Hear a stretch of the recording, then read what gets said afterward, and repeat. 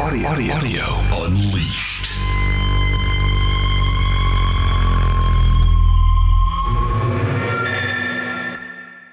Brent, you want to take the lead on jumping in and leading us off here? Oh, it's so weird to actually do it formally. Normally, we just sort of stumble into it. Maybe that should have been the name of our podcast, just sort of stumbling into it. Anyway, this is Audio Unleashed. And we are going to have a little bit of a departure from the norm here. Normally, we sit and tell you what we're going to talk about. But since we have a very special guest on, we've decided to kind of more freewheel it and see where it goes.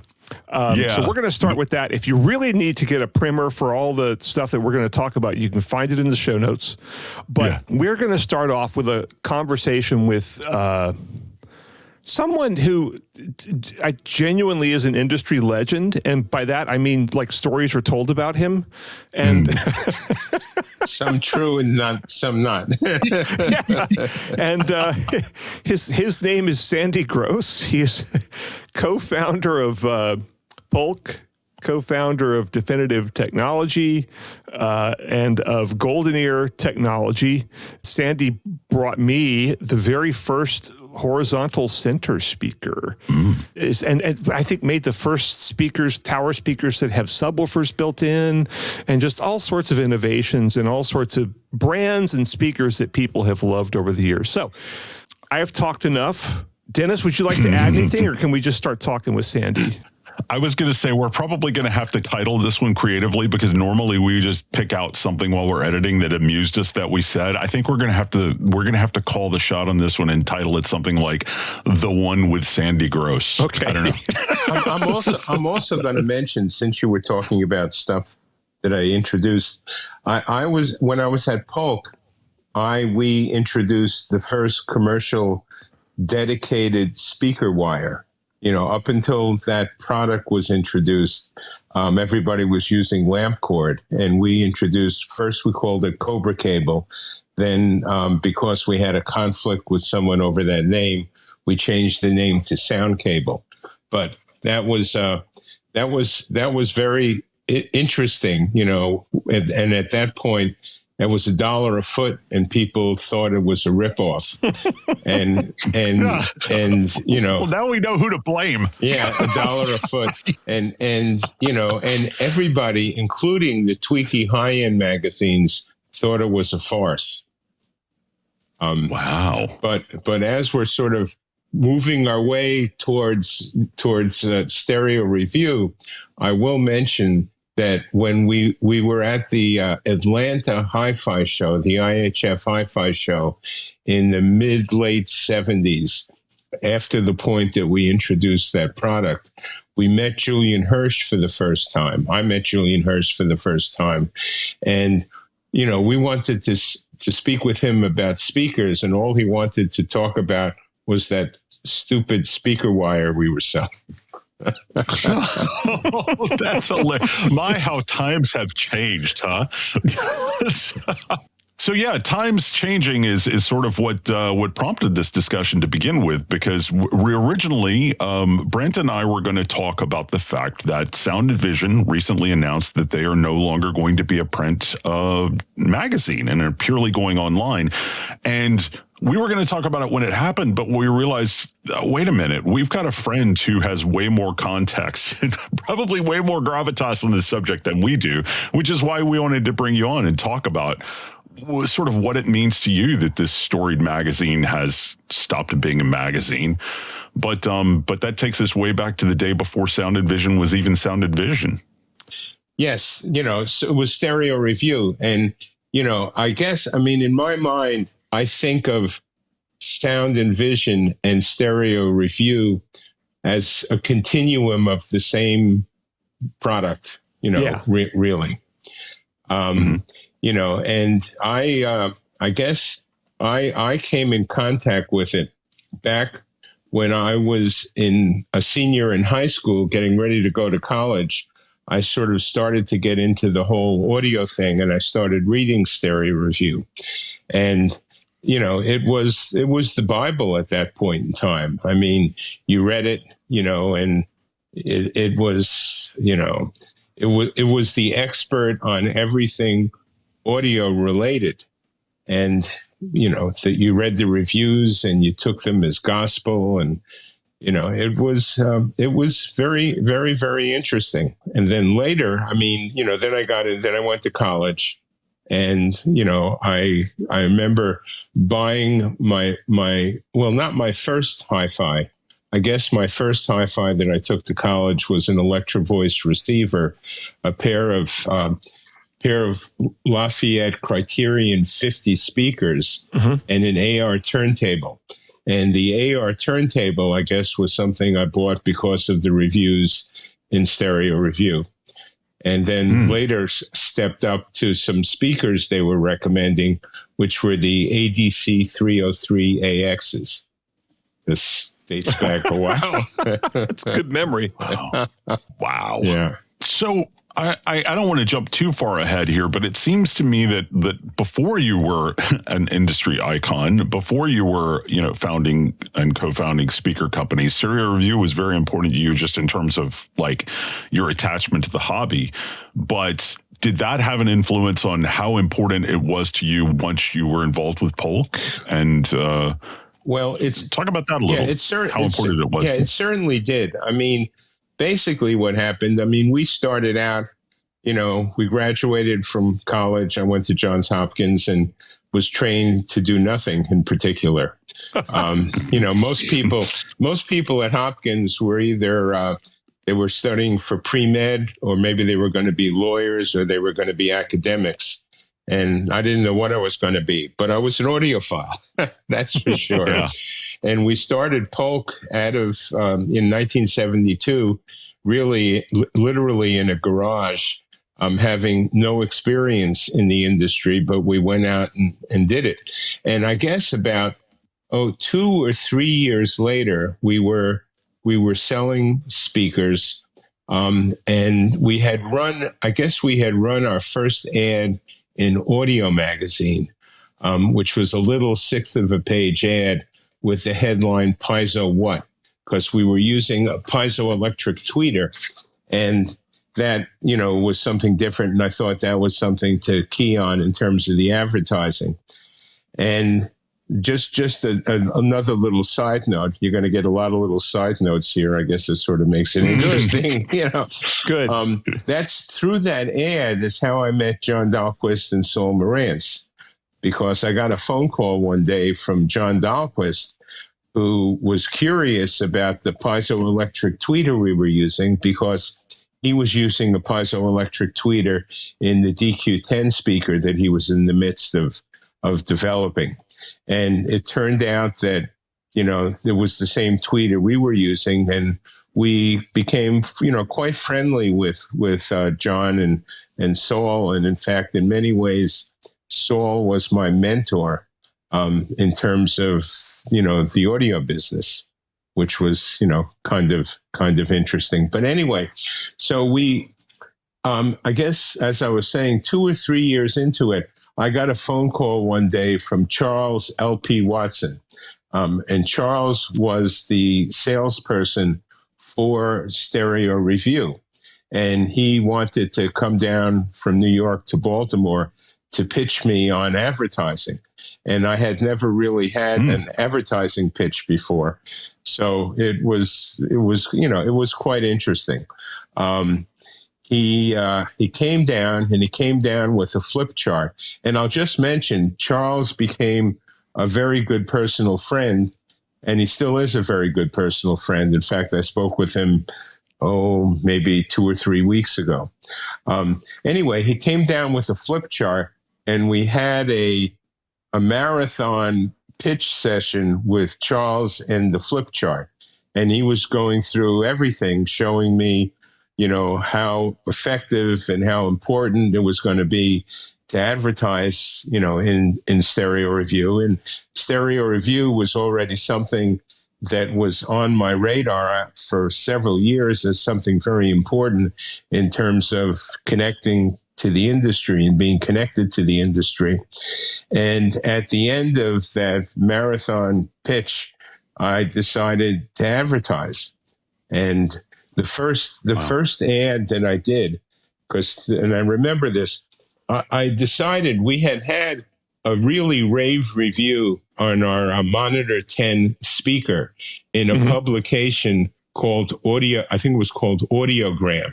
I don't know if you guys remember that. No. Dates back a ways. And Audiogram, the editor of Audiogram was Tom Norton, whom I know you know well. Oh, wow. Yeah. Wow. So this was really early on. So it was a one-page fabulous review, and I had the thought that what I would do for my first full-page ad in Stereo Review was to republish that review, which we did. And that was, wow. It's kind of, nice. a little different. And that was my start of my relationship with Stereo Review, on a business level. I have to say, I did not know that you and I have this in common, that I got my start in audio from reading Stereo Review in high school, because they had it at the library, and my high school was like a super advanced 70s high school where it was like college scheduling, and you had free hours, right, between classes. And so I would go to the library and just grab magazines and start reading it. And I got that, and I looked at it, and the first one I ever read was the main review was the first Sony L cassette deck. And then I started looking at it, and I saw this guy, Julian Hirsch, who just looked like he knew like everything about audio. And that's what got me. I really didn't know anything about audio except that what you could glean by reading a Radio Shack catalog. And, which is a little bit, but that's all I knew. Yeah. And I started reading Stereo Review every month because I was just so into it. And then once I became a reviewer, of course, all the reviewers that didn't work at Stereo Review kind of seemed to sort of hate Stereo Review. For whatever reason. And, but then the older I got, the more I was like, and the more I went back and read old issues, I'm like, yeah, they kind of had their heads screwed on straight. They had a lot of good things to say. So, but you were reviewed in there way back in the Polk days. And then again, when you started Definitive Technology in the early 90s, right? Oh, yes. We were reviewed, consistently. I mean, they started, I'm trying to remember now, what was the first product that they reviewed of ours was, I guess it was probably the Monitor 10, and then the 12, and then the SDAs. The SDAs were quite a scene. Those big things, right? The big tower ones? Well, they were the big towers that had interaural crosstalk cancellation. And this was something Bob Carver introduced a preamp that had what he called sonic holography. And, the way that it worked is the concept was that when you listen in stereo, ideally your left ear should hear the left speaker, your right ear should hear the right, but the left shouldn't hear the right shouldn't hear the left. And when that happens, it confuses your hearing mechanism, and you don't get the full imaging, that is actually possible.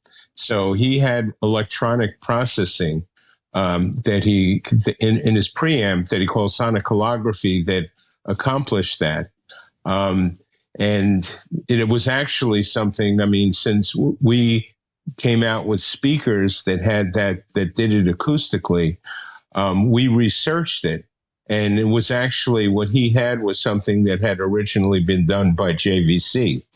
Just as an aside, there's currently Dr. Edgar Chueri from Princeton, who is a rocket scientist, is also a crazed audiophile along with the rest of us.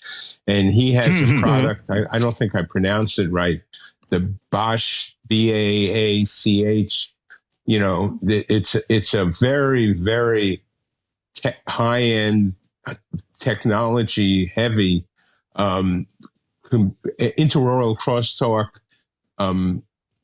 computer eliminator that is really quite amazing. So that whole concept, has continued to bounce along. But we I think we talked about that with Steve Guttenberg on an old episode. The Bach Labs, Bach Labs, exactly. It's an amazing. I have one in New York, just as an aside, and it's amazing. In terms of what it can do, and just as the SDA technology was pretty amazing. By canceling the interaural crosstalk, you can actually, with two speakers, get sounds behind your head. Wow. Yeah, I heard this at Munich years ago, and I was completely blown away. Did a big story about it, and I guess he still hasn't commercialized that in a way that could be like a couple $1,000, right? Well, apparently he has a downloadable program in the $4,000 or $5,000 range that does this.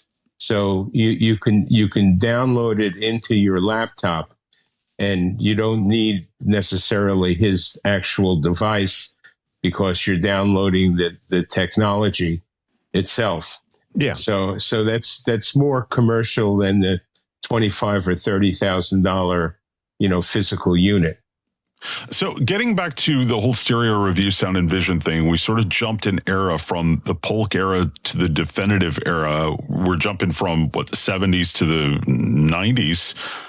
Was there a difference, or do you remember there being a difference in how important the magazine was to the overall hobby then, how critical it was to you as a manufacturer? Did anything change between those eras? Well, I'm just going to segue back and then jump forward to your question.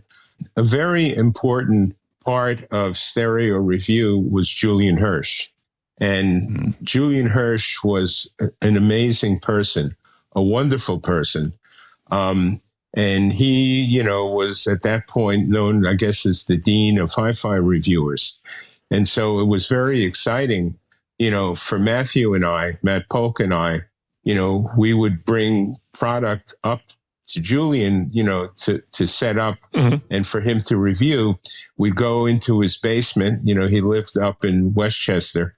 We set the product up in his basement. It was a relatively small room. And we would listen and we would talk and we would chat, and we got to know Julian really, really well.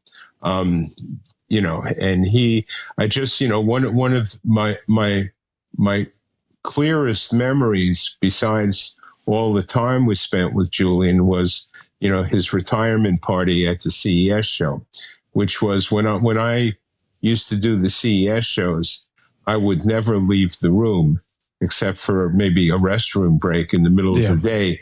But when Julian had his retirement party, I left for the party in the middle of the day, the only time I ever did anything like that, because, he was such an important part of our history. And one interesting thing I'll just mention, a lot of people make fun of Julian and, who never met him and never spoke with him and didn't understand where he was coming from. But one of the things that Julian said, which was in a lot of ways very true, is he said the differences between loudspeakers in many ways is just the difference in what seat in the orchestra, what seat in the concert hall you're sitting in. And that's the way he heard, a lot of the sonic differences, between speakers. So, yeah, I thought that was interesting. But anyway, when they converted to sound and vision, at that point, Julian wasn't there anymore. And I guess the whole approach, we at that point, we had a lot of tweaky high-end audio magazines, back when, certainly in the early days of Polk, we didn't.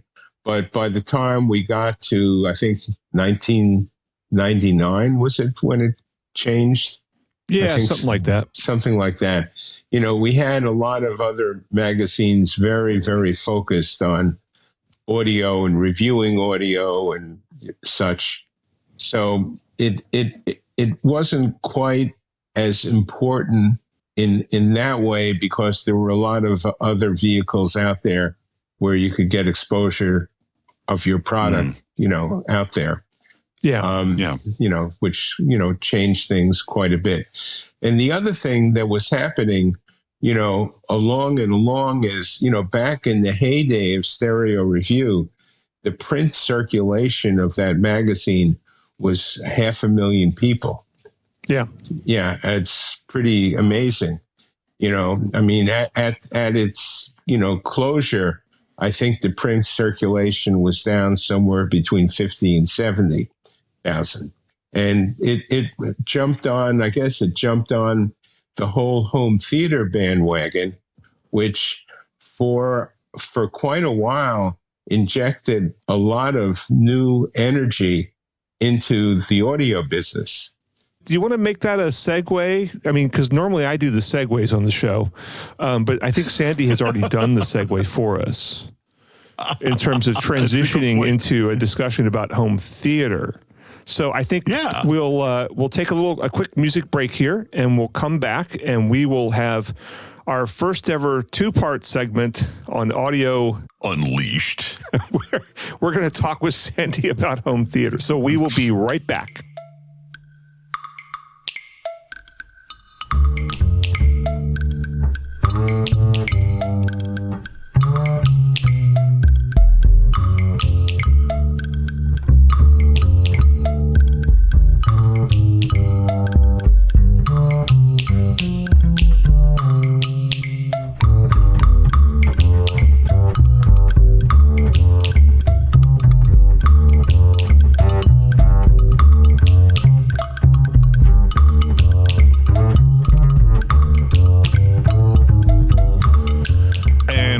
To Audio Unleashed. And we are still here with very special guest, Sandy Gross. We're talking about Stereo Review. We're talking about Sound and Vision, and we're talking about them because Sound and Vision has shut down its print operation. So before the break, we were talking about segueing into talking about home theater, but as we were chatting during the break, Sandy, you said you wanted to jump back in time a little bit and focus more on the people. So what is it? What is it specifically about the people from that era that you wanted to dig into? Well, the people were the really special thing at the magazine. When we started, the editor was Louise Boundas, who was really nice, really nice person. There was also, and I can't remember his name, but the editor before Louise still had a little office at their offices, and he was still. Was it Bill Livingstone? Yes. Yeah. Okay. Yes. I met him. He was a cool dude. Yes, it was Nice. Bill Livingston, and he was great. And he was still there. I don't know what his what he was getting paid, or they just provided him with an office and had him do some things to keep him busy, but. He was great too. And all the people, Larry Klein, who was their technical editor. Yeah. And then, I guess after Louise, I think was Bob Ancosco, who, I guess he was the one that was there during the transition to Sound and Vision. And Al Griffin, who was a technical editor. And then he was the editor, I guess, along with Mike Metler, who was an editor for a while and then was the music editor, and Rob Sabin and Mark Henninger, all these people were, great people. And, it was really exciting to have, and gratifying to have gotten the opportunity to know them. So Dan Kumin and John Siaka. And one funny little story, I guess we like funny little stories, was Ralph Hodges. I don't know if he wrote for them or not. He did. He did. Yeah. So my Ralph Hodges story. When we debuted the SDAs, we were at the Bismarck in Chicago, and what we used to do at Polk, and we continued the tradition, is we had big dinners really for all our dealers. Someone had mentioned, the manufacturers would take out their favorite dealers for dinner or their favorite reviewers for dinner. And I had the thought, gee, let's invite everyone. So we had a little cocktail party in the room before heading out to dinner at Biggs, as it were.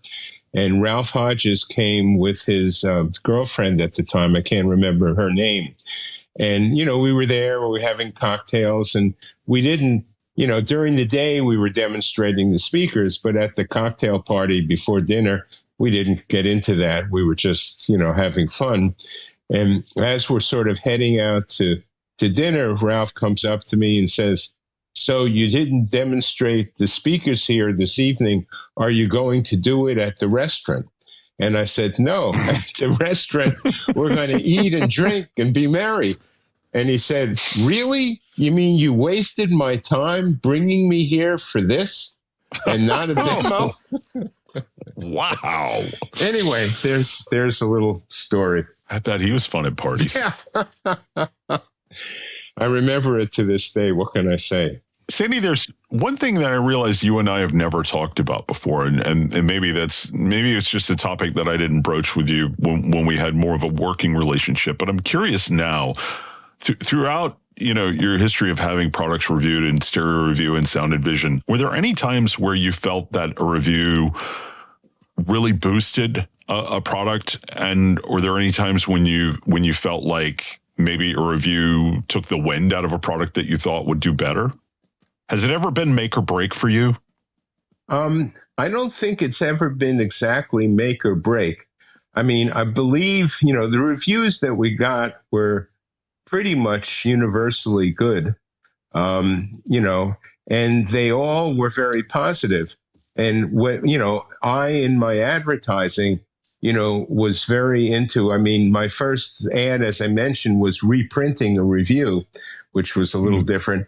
But, as things went along, I was a big believer in third-party endorsement. So I really put a lot of the content from the reviews into my ads to try to get, the maximum impact from them.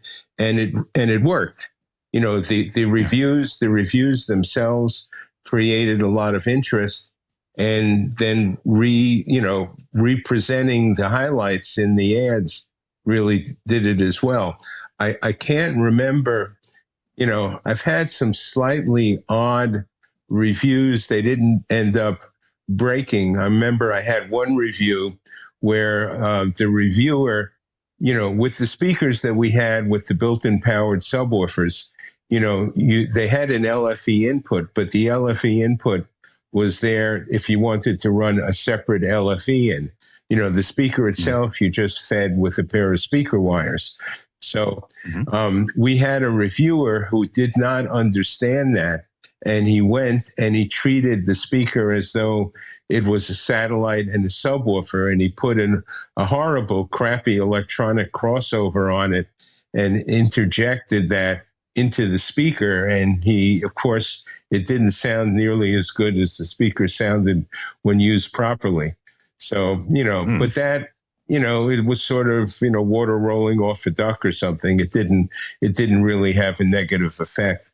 Yeah. So, and the other thing I'll mention, just because, sometimes people within our industry have the mistaken impression that the reviewers, that the reviewers ask for payola for their reviews. And people spoke about this particularly with Julian Hirsch. And I have to say, they did, and I have to say, never did Julian never, ever, ever, ever, ever, ever broach anything like that. But I've never had anyone in my 50-year history ever go in that direction. So I think that's an important thing, for people to realize, is that, we appreciate reviewers. We do, we do take them to dinner, which I think, is well and good. When some of the reviewers, Harry Pearson, who was the person who started Absolute Sound, he was very famous for, when you took him to dinner, he insisted on ordering the wine, and he would order excruciatingly expensive bottles of wine, $500,000 bottles of wine. Whoa. And I don't do that. I order good bottles of wine, but part of my expertise is to know value. Yeah. Yeah, you're one of two people whom I'll allow to pick wine for me, the other being Kim Lancaster. Oh, yeah. A lot of people may know as a very famous PR person in our industry. Yeah. So you want to talk about home theater? You have a home theater now? Well, yes. I mean, up until recently, I never had a home theater. I have a crazed 2-channel, music system, but never a home theater. But about a year ago, I just got a wild hair and thought, I have a room here in my house in the basement that the people that owned the house before us had started to make into a home theater, but really didn't get very far. It still had a cement floor, and, they did put the walls and the ceiling up. They pulled some cheap wire in there that didn't go to where I would want the wire to go. So we dove into that project, and that project is, pretty much done. It's very exciting, I have to say, because now the home theater is sort of challenging my time, between it and the 2-channel listening. But the home theater that we put together, it's got a 133-inch Stewart screen with a Sony 6000 laser projector. And I decided, in that system, I decided to kind of simplify the electronics. So rather than going with separates, I went with a Marantz Cinema 30 receiver, which is really quite excellent. And a Magnetar, Magnetar is a new company that sort of carried on from Oppo. The people that made the Oppos are making the Magnetars. So I have a Magnetar disc player. And for speakers, I have GoldenEar speakers. Mostly, I have a pair of Triton references in the front with the reference center channel. I have Triton 1.Rs in the back. And then I have 4, I think there's 7,000s in the ceiling for Atmos. And then also in the back, I have a definitive Trinity subwoofer. And the Trinity subwoofer was something that we made at Definitive for the Trinity Church in New York. The Trinity Church in New York had a normal organ, which was basically destroyed, in what happened after 9/11 in terms of all the schmutz in the air. And so they came to us and asked us if we could make subwoofers that were capable of delivering, the low organ pedals that they wanted. And they put together a system where they had, I think, 30 of our BP10s for organ pipes, and then a whole bunch of the Trinity subwoofers. So I have 2 of those. I took one of them and put it in the back of the home theater, and the whole thing is amazing. I'm shocked. I thought that I was going to have to go out and buy a lot of Blu-rays to get a quality image, but as it turns out, the quality of the streaming now, is fantastic, and the image is just tremendous, and the sound quality that I'm getting is also amazing. When we watch/listen to Oppenheimer, when there were low frequency pressure waves put into the room that flapped my pants legs in the classic way that they talk about. Yeah. So it's been very exciting. I kind of wonder, although my home theater is obviously, pretty up there, it's not set up like a lot of people set them up with rows and rows of seating and movie posters and all. Ours is more, a friend of mine, when I sent him pictures of it, he said that I've created a new category, home theater /gallery, because we have a lot of paintings on the walls, and it's really, it's really nice in that regard.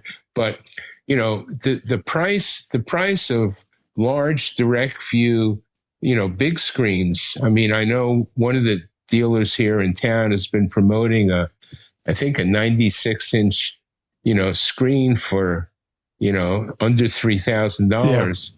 Yeah. I'm just wondering why the dealers haven't really latched onto it, because I think, for somewhere, not including installation, for somewhere in the, $5,000, maybe $6,000 range, you can put together really quite an exciting home theater.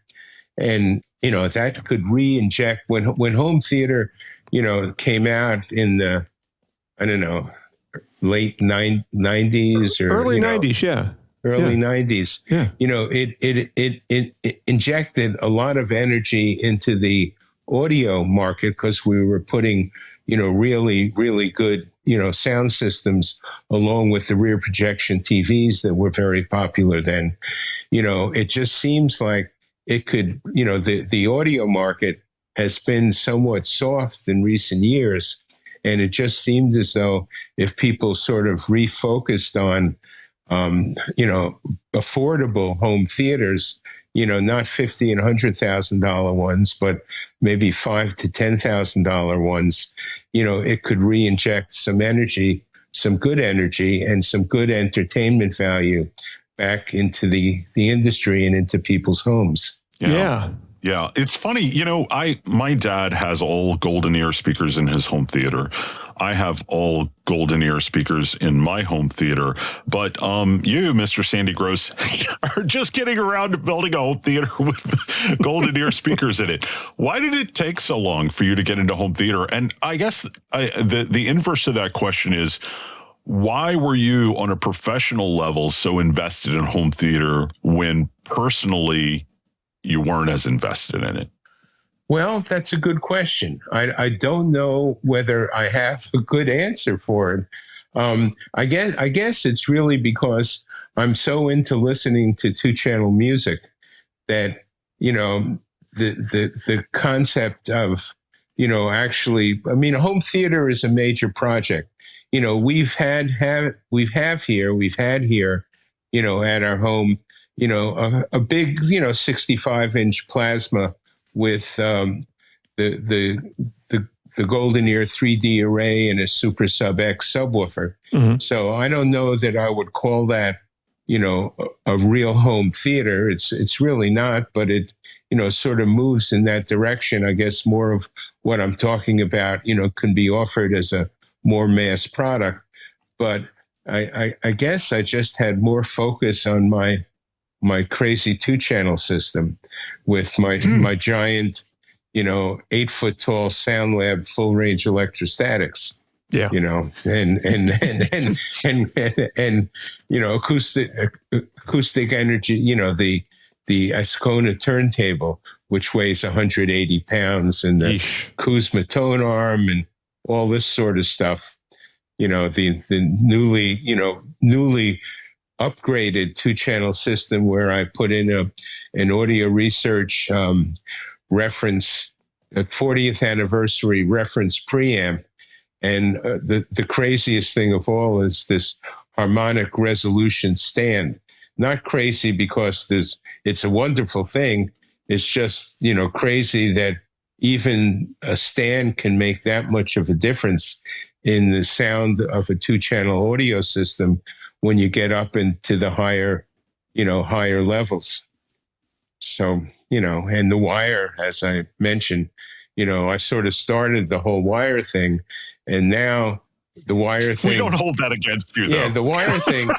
The wire thing has gotten totally crazy. You can buy speaker wire for $1,000 a foot. And, the electrical cords, and people don't understand, the upgrade to the electrical cord from the wall into the equipment actually makes a significant difference. People don't fully understand why that would be because, the electricity is running through so many feet of Romex until it gets there. And, recently, just a couple weeks ago, I upgraded my interconnects to, the latest Audio Quest's latest super duper interconnects, and it made a significant difference.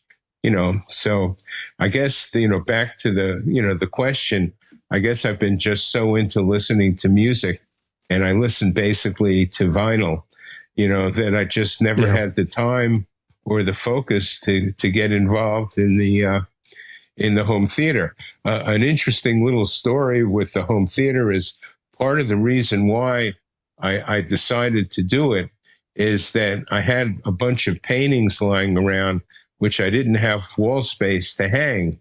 And I thought if I did the home theater, I'd have wall space to hang a bunch of these paintings. So that was part of the impetus.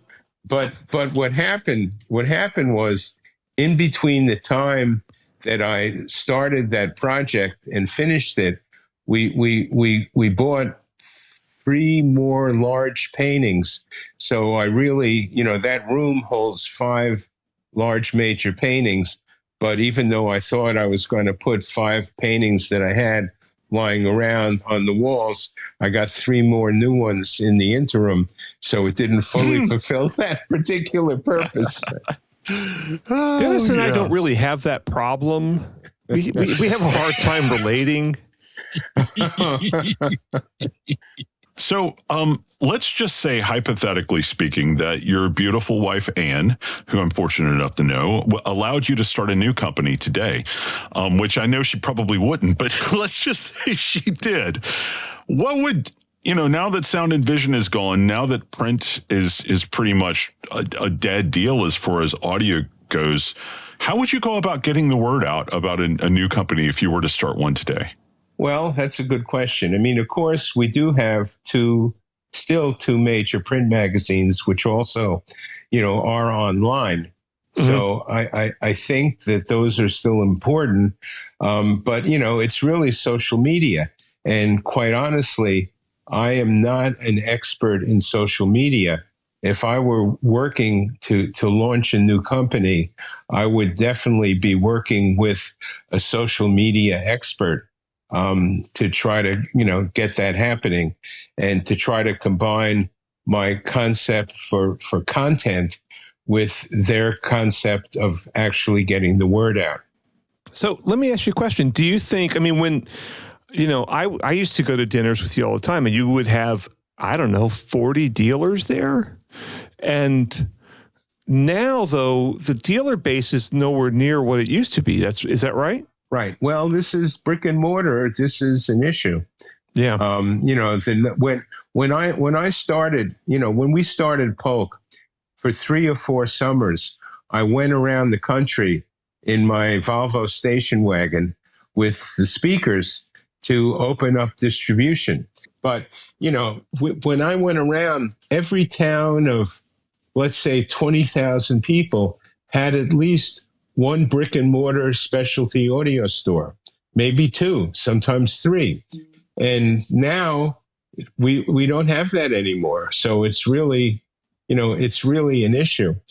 I mean, one of my friends who's had a specialty audio store since 1975 and still sells a lot of, his Bruce Clark is my friend. And, mm-hmm. We've known each other since we're 13. He started a store called Audio Breakthroughs on Long Island. Yeah. And, I know him. Yeah. Very outspoken friend. Anyway, but he told me now, and he's still selling, Past Labs and B&W and GoldenEar and, a lot of, high-end audio brands. But he said his number one company that he's purchasing from is a company that makes motorized shades. Wow. Well, that says a lot. Yeah. Well, anyway, Sandy, it has been just such an incredible pleasure having you on and chatting with you. And I think that a lot of people are going to be really happy to hear what you have to say. No, it's been great. I've enjoyed this very, very much. It was great to reminisce and to reconnect with you guys too. Yeah. Who knows what the future may bring? We'll see. Stay in touch with us. And okay, you guys too. And you know, you don't have to listen to us, but good once in a while. Yeah. All right. Thanks, Sandy. Thanks, Sandy. Okay, you're welcome. Take care.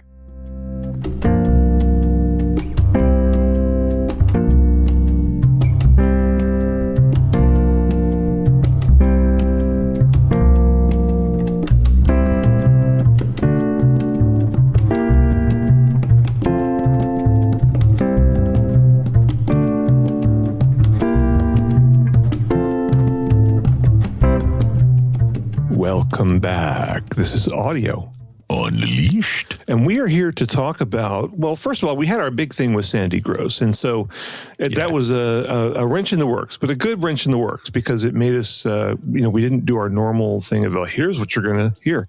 But now we can do that. So we are going to start with the formal segment of Audio Unleashed that will talk about a couple things. One of which is in the rich tradition of Audio Unleashed, we will look at a speaker review done by a publication that was amusing to us. It's a competent review. Yeah. The speaker itself might struggle to call it competent. But we're going to talk about that because it brings up a lot of interesting issues and a lot of philosophical issues. And then in our Patreon segment, what will we discuss? We are going to be talking about a new paper, an Audio Engineering Society convention paper, 10193, by our friend, Dr. Sean Olive. The title of this paper is a comparison of in-ear headphone target curves for the B&K head and torso simulator type 5128. Needless to say, we made the judgment call that that's probably the kind of thing that's going to be more appealing to our patrons. So that's why we're saving it for a Patreon it's just yet segment. another case of, Sean Olive finding any excuse to tell people what they should like.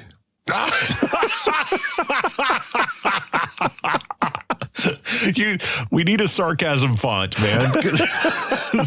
do people know that that's sarcasm? Can you people figure that sort of thing out? I don't know. That's why we're reserving it for the Patreon segment. There you go. Oh, anyway, so let's talk about this Bowers and Wilkins 805 what the heck is the name of this thing? It's 805D4? 805 whatever. Bowers and Wilkins 805D4 signature. There you go. It's a D4 signature. Now, it is like $13,000, is that right? $13,500 a pair. Right. With the signature model. Yeah. The regular version is $9,500 a pair. The stands are $1,600 a pair. Okay. So real quick before we dig into it, I want to say what makes this a little bit different is normally when we discuss Stereophile reviews, we discuss let's just say the disparity between the reviewer's subjective impressions and Mr. John Atkinson's objective measurements. Yes. But in this case, the review is by John Atkinson. Yeah. And the measurements are by John Atkinson. So it's a different type of dichotomy this time. Yeah. I think that would be fair to say. It's fun. Yeah. I mean, you can honestly, the informed eye can tell everything they need to know about these speakers from looking at the frequency response. Which many people will say, well, blah, blah, blah, frequency response doesn't matter, blah, blah, blah. But that's the only thing in speakers or headphones that really makes an obvious difference in the sound is their frequency response. And this has just been proven by science over and over and over and over and over. And you can talk about distortion, and you can talk about phase, and you can talk about all sorts of things. And the thing that really matters is frequency response, or, the evenness with which it reproduces bass, mid-range, and treble. And, basically the flatter on axis, the better, and off axis, it should have a gradual treble reduction. But anyway, so this is a $13,500 speaker. And I will say that I have some affection for the 805 series, which I tend to like that. I mean, this is I don't know how many. I guess this is the 4th edition of 805s, and then this is a sub edition of that. And those are the 805s are the 2-ways. It's a 6.5-inch woofer, right? Or is it a 7-inch? Somewhere in there with a 1-inch tweeter. And I tend to think that Bowers and Wilkins tends to do a better job on the littler ones than it does on the bigger ones because there's less to mess up. Well, there is. I mean, yes, you know, I know. as you know, our good friend Vance Dickinson once told me. He said, you know, he's like, look, 3-way speakers are great, but he says, you know, once you start, it gives you a lot more chances to make a mistake.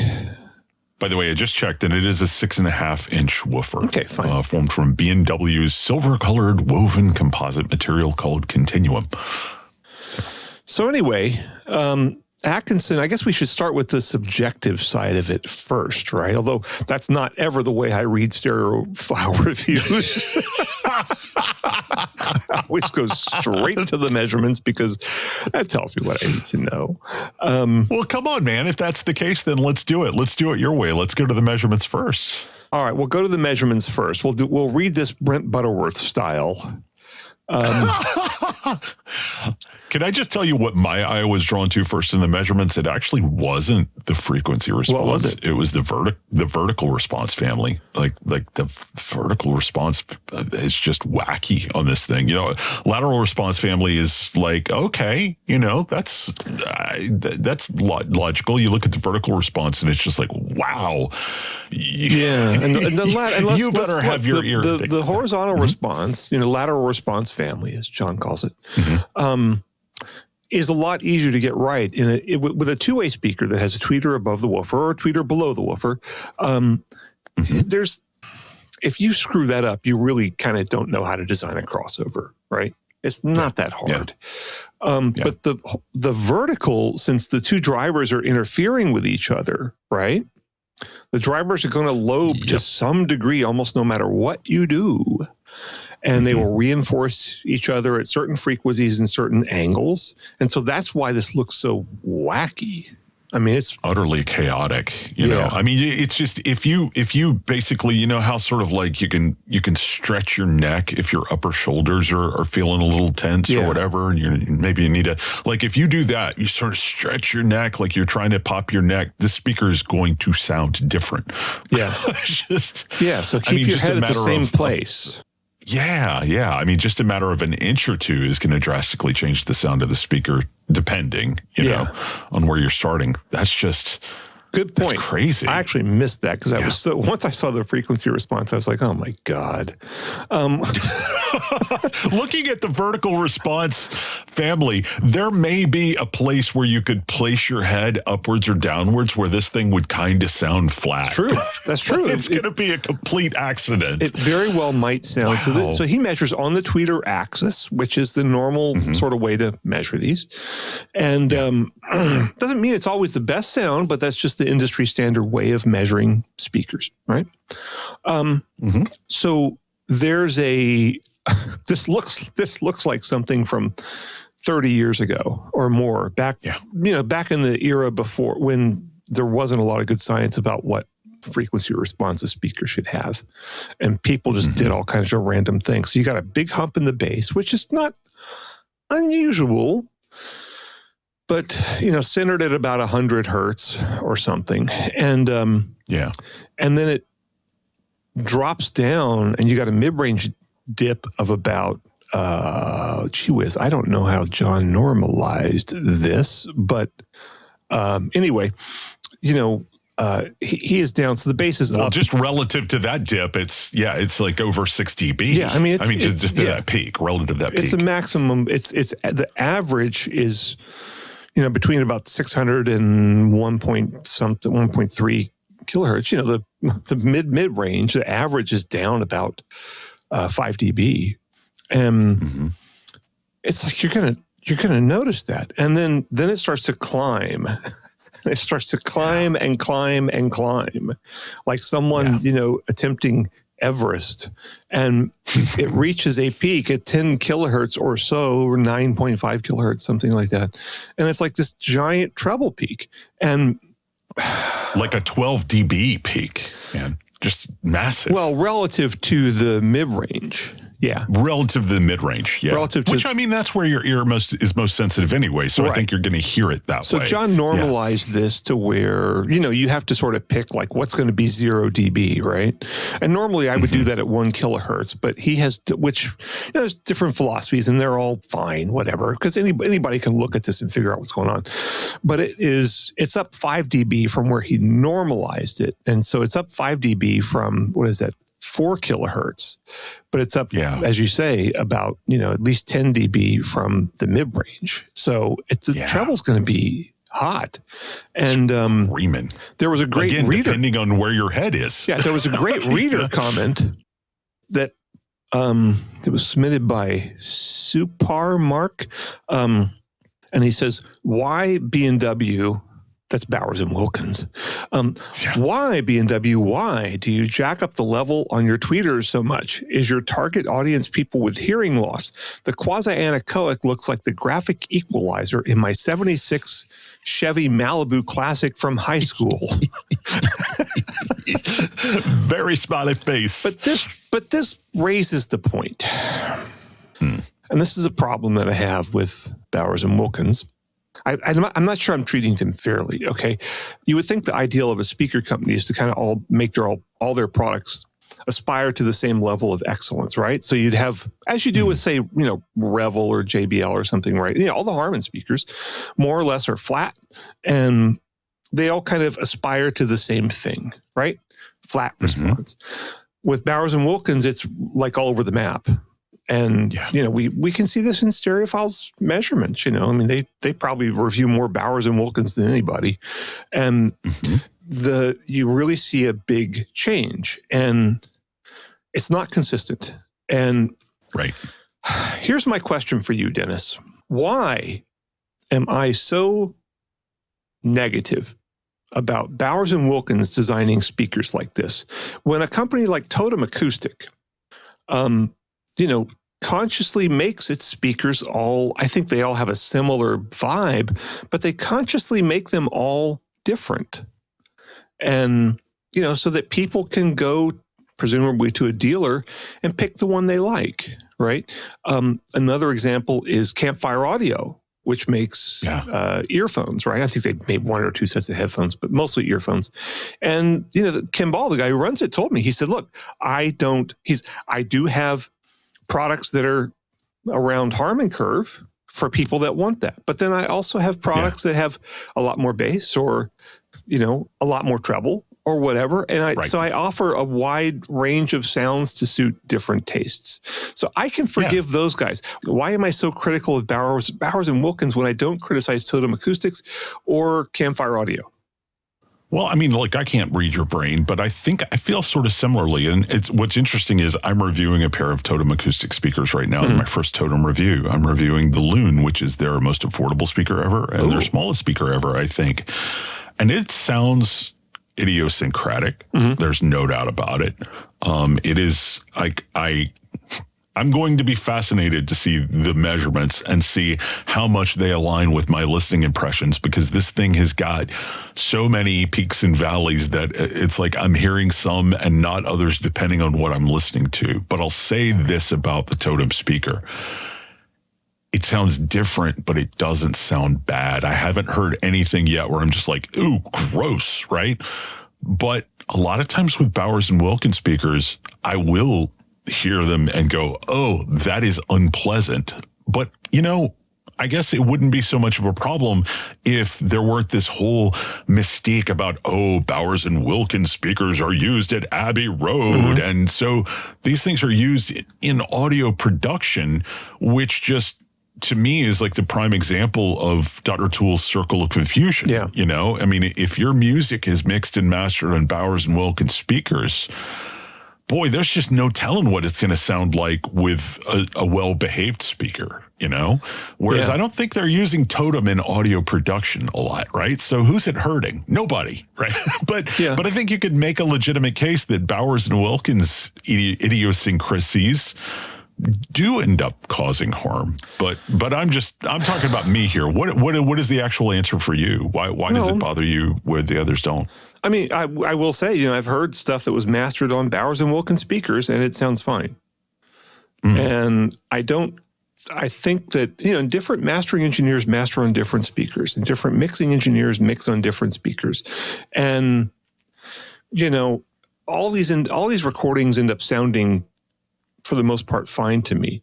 And I'm kind of like, well, so I don't want to say it's a problem, but I think there's this idea that, Bowers and Wilkins is this storied brand, and they sell very, very expensive products.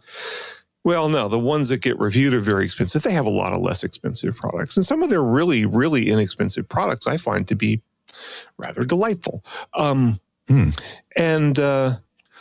But, Atkinson says in here, with all the piano and vocal recordings I played, the Bowers and Wilkins 805 D4 signature reproduced the mid-range, quote unquote, properly. Except the mid-range is way down from the treble. I mean, so maybe he's like, okay, the mids are right, but everything else is bad. I don't know. I'd have to really read. But how do you even define? How do you define? Well, first, let's just say what frequencies are considered mid-range? I would say, 300 hertz to, 3000 hertz. That's kind of that's actually something of a measurement standard.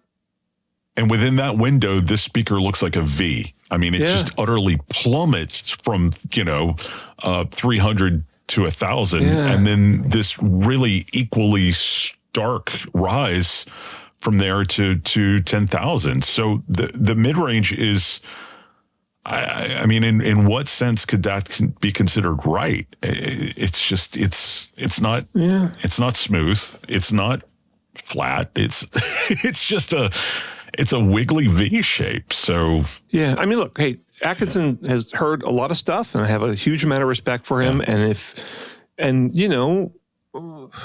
he says, it doesn't sound as neutral or whatever as his, like his Kef LS50s, right? Which are a tiny fraction of the price of these things. But it's kind of, it's a job of, I mean, look, Atkinson has probably been more critical of high-end audio even than anybody else, except for us. And, we don't have a financial stake in it because we are unleashed. Indeed. And he's leashed. He's got to come out and say, high-end audio's stupid. I mean, he will be out of there. So anyway, but I mean, I'm sure if I heard these speakers, I'd probably be like, yeah, these are fine. They're pretty good. Yeah. And I mean, I've reviewed a lot of Bowers and Wilkins speakers. And wait, John says B&W in here at one point. Oh, is that allowed? Oh, that's going to cost him an ad. I'm kidding. Are you though? Maybe. They get maybe really mad maybe about not that. Kidding. Yeah. So anyway, I mean, the speakers look beautiful, and if you look at the the measurements of how inert the cabinet is, it's very inert. And so hey, look, if someone wants to spend $13,500 for these things, that's fine with me. I mean, or you could spend $9,500 for the non-signature version. And when you consider that Pablo Picasso, towards the end of his life, was selling his signature for $5,000 a pop, this is only $4,000 for the signature. And that's, after inflation. So, I mean, this is like the equivalent of compared to Picasso, this is like a very tiny fraction of what he was charging. So, maybe this is a good deal. I don't know. Maybe. I'm trying to play high-end audio writer here and finding excuses. My question is, though, who is waiting for a review with measurements before deciding whether or not to buy the speaker?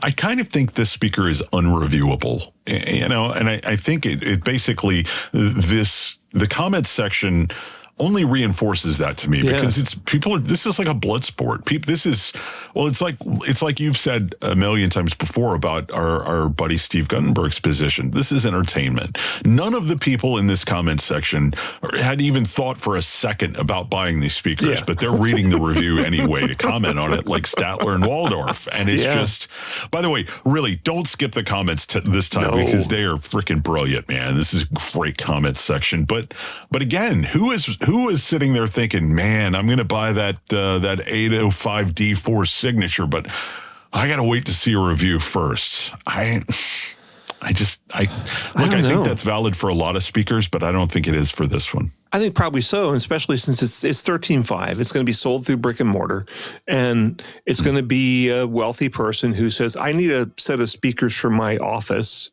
and give me the best, but make them little, right? That's who this caters to. And he'll play them, and they're better than the little computer speakers he had. Yeah.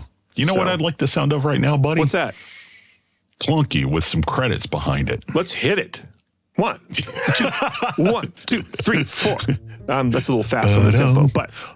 We'll plug that in. Yeah. So I'm going to say it this week. This is a Butterburger production. Yeah, and edited by Brent Butterworth. Oh my! This time, God, you poor sod, man. This is going to be a bear. That's going to be some major surgery. Yeah. No new music this week. We're going to recycle some stuff. All right, man. Any other credits we need to throw out there or wrap this thing up? A big, giant thanks to Sandy Gross.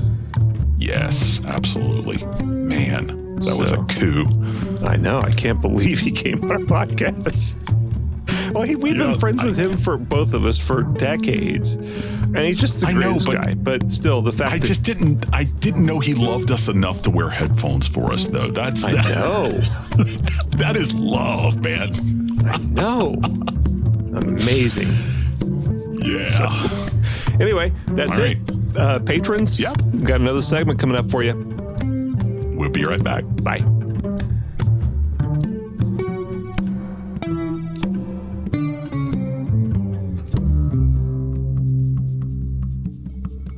Hey, thanks for sticking around to the end. If you liked what you heard and wish there'd been a little bit more of it, we got some good news for you. Indeed, we do. If you check out patreon.com/Audio Unleashed, all one word, you can get new episodes a little earlier than everybody else. And sometimes it's like a day or two early. Sometimes it's nearly a week. We never really know until we start editing. But the big plus is that you get extended cuts of every episode. And usually that's going to mean a whole extra segment that's about maybe a geekier topic or something that's a little more personal to us or something that's just going to really appeal to the hardcore Audio Unleashed listener. Yeah, what it boils down to is if you're somebody who would support Audio Unleashed on Patreon, we're going to make sure the bonuses to every episode are really aimed straight at your interests. Yeah, and so if you want to hear these segments, you can subscribe to our Patreon for $3 a month, which is less than I spend every single day on my cup of coffee when I go to Starbucks to write my boring articles. Yeah. One more time with that URL, that's patreon.com/Audio Unleashed. Or Audio Unleashed. Yeah. Thanks. Thanks, everybody.